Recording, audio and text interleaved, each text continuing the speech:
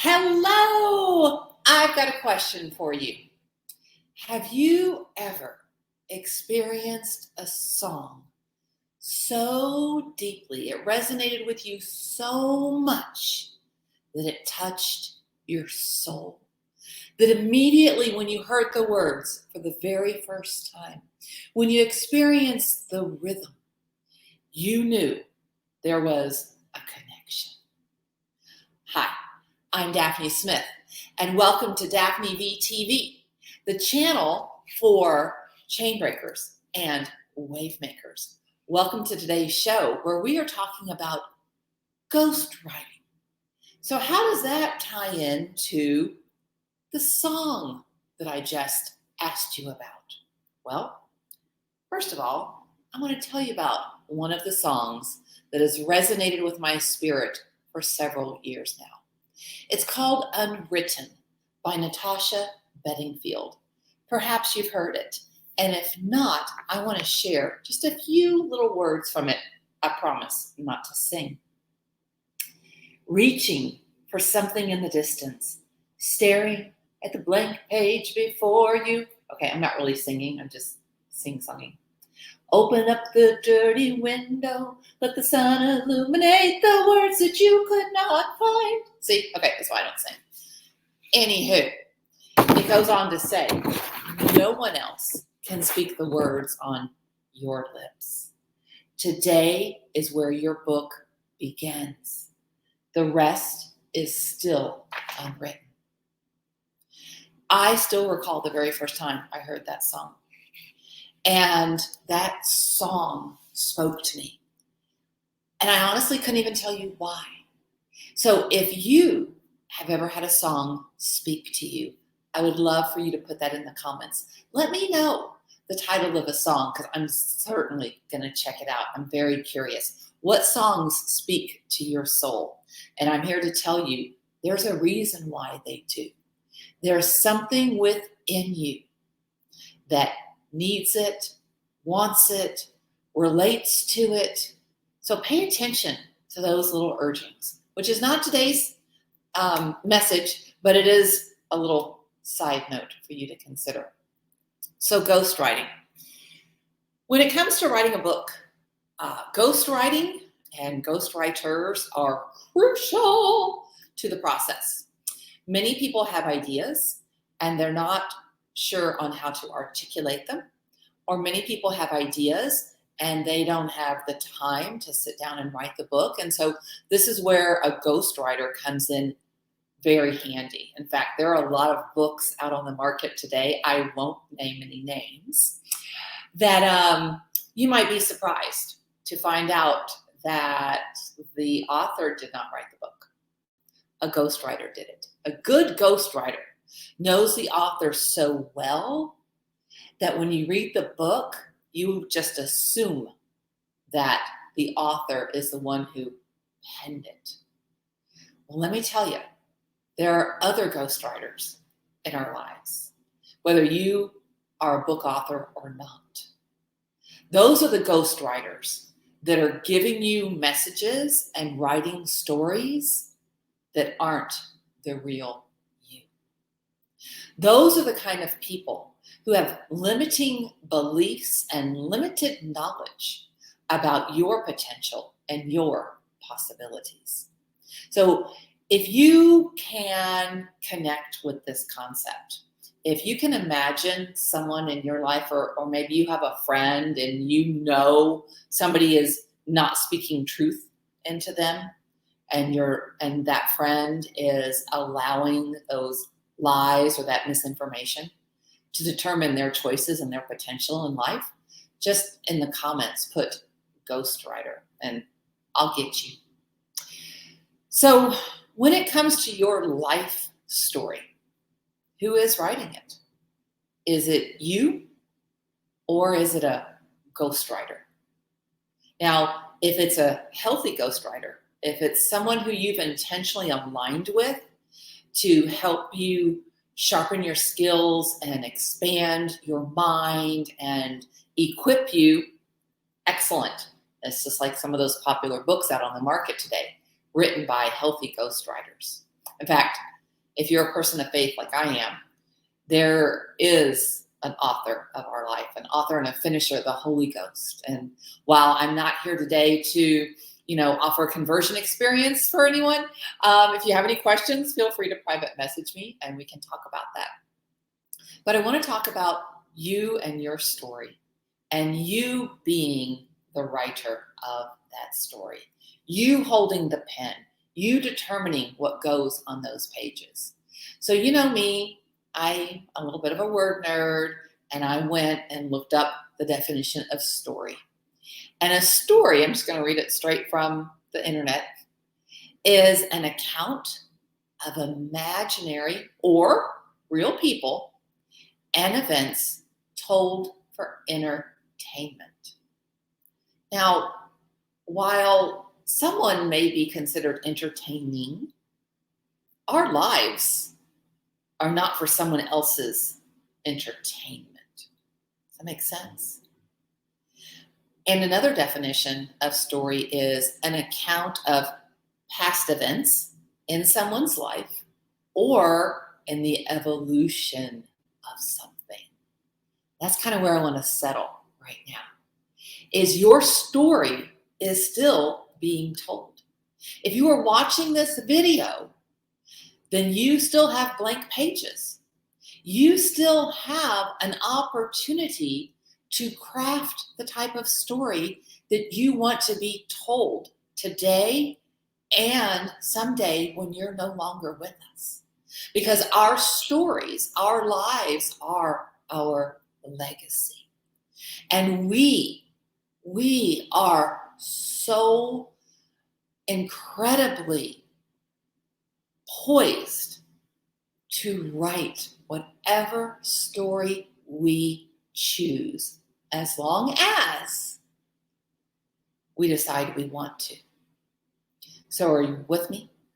Are you ready to take that pen and start writing your own chapters? A ghostwriter is going to create a manuscript, submit it to the author, and then the author is going to read it and make some edits, make some corrections, make some changes.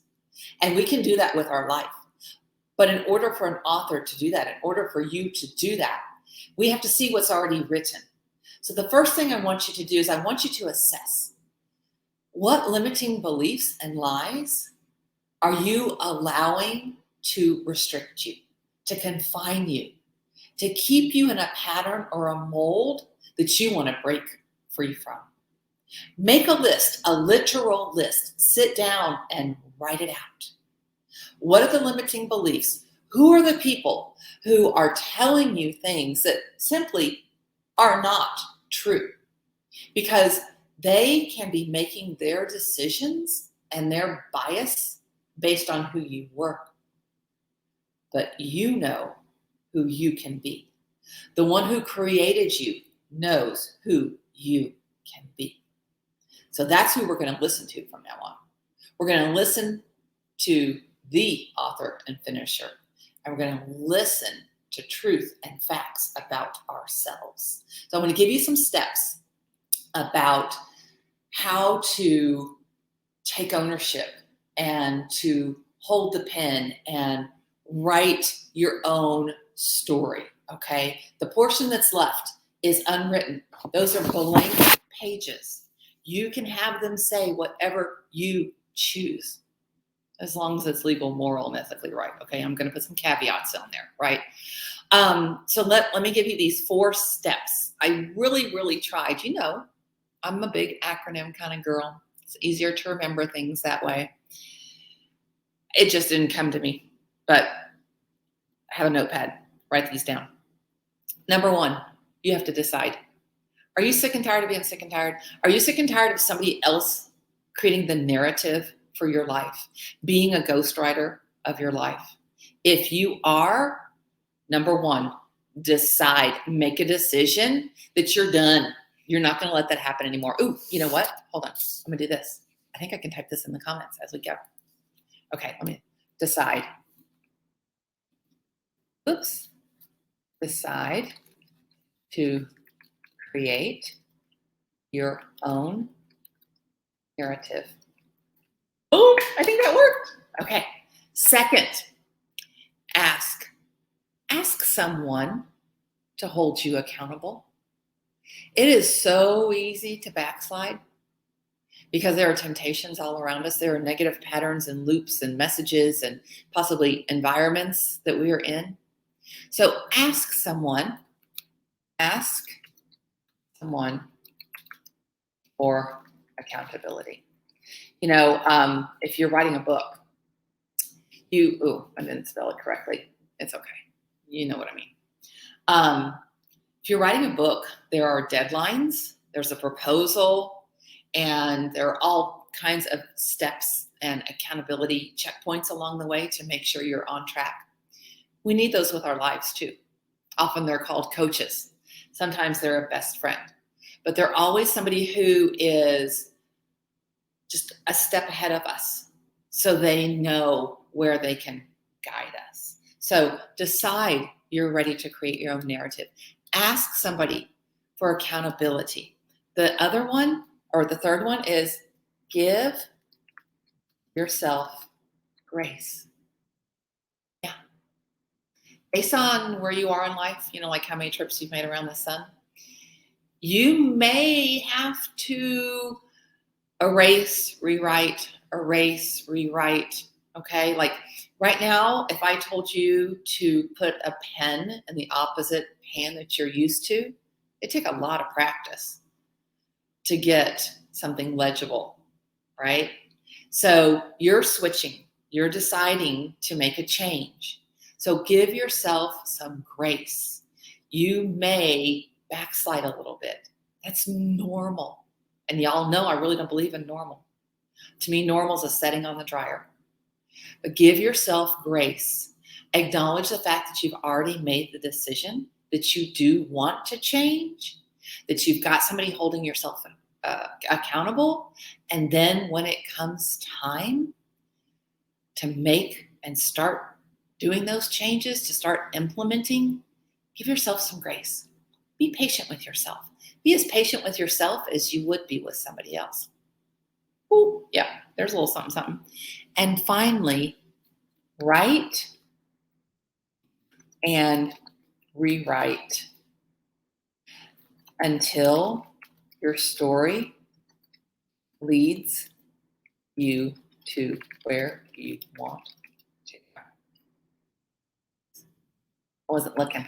I wasn't looking at my hands. Okay. Where do you want your story to go? Do you want it to be a romance novel? Do you want it to be full of adventure? You, just like Natasha said, you hold the pen. You get to write your story. You can live a well-done life when you become the author of your story. When you decide to break the chains and make some waves. Y'all, I'm here to tell you, the minute you make the decision, you are going to feel a couple different things. First of all, you're going to feel excitement.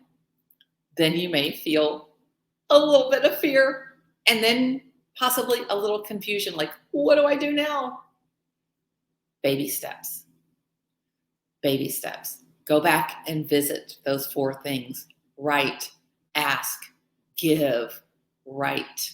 What did I say? No, decide, ask, give, and write.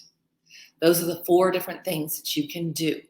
Something else that you can do is you can reach out to me. Here is a link to my calendar. I'll spend half an hour with you, absolutely at no charge. My gift to you, because I believe in you and I believe in the importance of your story. When an author writes a book, oftentimes it is their goal to become a #1 bestseller on Amazon or the Wall Street Journal. I believe your life, your story is a #1 bestseller. I believe that you are here for a purpose. I believe that those songs, those poems, those different cues in life that resonate with you, do so for a reason.